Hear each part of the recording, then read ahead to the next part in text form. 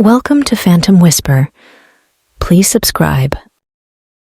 In the remote village of Gurye, nestled at the foot of mist-shrouded mountains, a spectral presence lingered in the shadows of the ancient pines. The villagers spoke in hushed whispers of Cheonyeo Gwishin, the virgin ghost, a spectral entity said to be the spirit of an unmarried woman whose unfulfilled desires bound her to the realm of the living. As the autumn winds carried the fragrance of fallen leaves through the village, the spectral veils between the mortal and the ethereal began to thin, and the haunting tale of Cheonyeo Gwishin would once again unfurl. Among the villagers was Jiwon, a young woman whose fate had intertwined with the echoes of the past.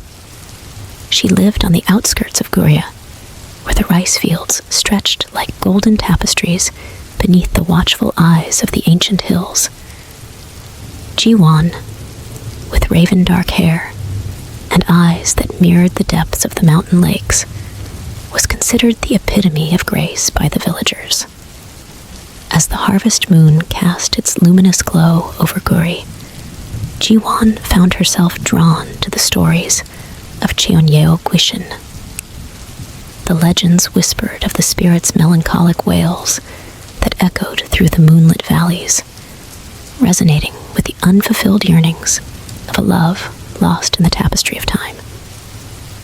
One evening, as the village slept beneath the canopy of stars, Jiwon ventured to the edge of the rice paddies, where the night air carried a somber melody.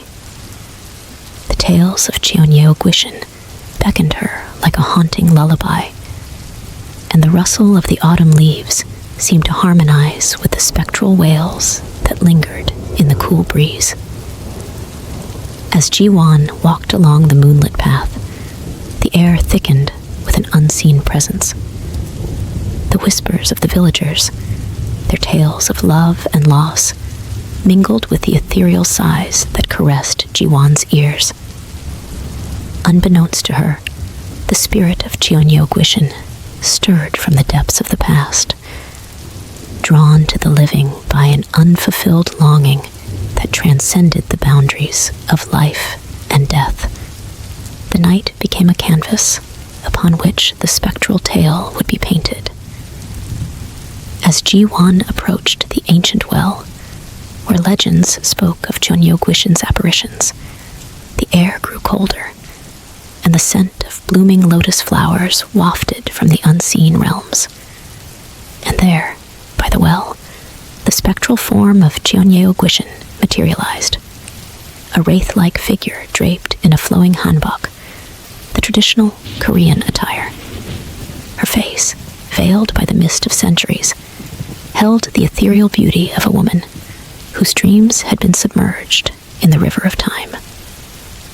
Long, ink-black hair cascaded like a waterfall down her spectral form, and her eyes glowed with a sorrow that transcended mortal understanding. Jiwon, transfixed by the spectral vision before her, felt the weight of Cheonyeo Gwishin's gaze upon her soul. The virgin ghost, bound by the chains of unfulfilled love and the societal expectations of a bygone era, reached out with spectral hands that shimmered like moonlight on water.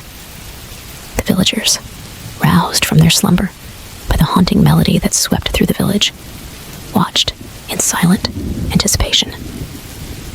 Jiwon, caught in the embrace of the spectral apparition, felt a profound connection that transcended the boundaries of time and existence. Cheonyeo Gwishin, her voice a haunting serenade, spoke of love lost to the sands of time. She recounted tales of a forbidden romance, of a heart that beat in clandestine rhythms beneath the moonlit pines. The villagers, their hearts heavy with the weight of Cheonyeo Gwishin's lament, listened as the spirit's spectral form flickered like a candle in the breeze. Jiwon, her eyes reflecting the empathy that bound her to the virgin ghost, extended a hand toward the spectral figure. The air crackled with an unseen energy, a convergence of the living and the ethereal, bound by the threads of shared longing. As Jiwan's fingertips brushed against the spectral form of Cheonyeo Gwishin, the village erupted in a chorus of sorrowful wails. The spectral veil between the worlds trembled, and the virgin ghost, for a fleeting moment, felt the warmth of a living touch, a connection that transcended the boundaries of her ethereal existence. In that ephemeral touch, Cheonyeo Gwishin's form flickered with a radiant light. The moon, a silent witness to the convergence of two souls across time, bathed the rice paddies in a silver luminescence that seemed to dance with the echoes of ancient love.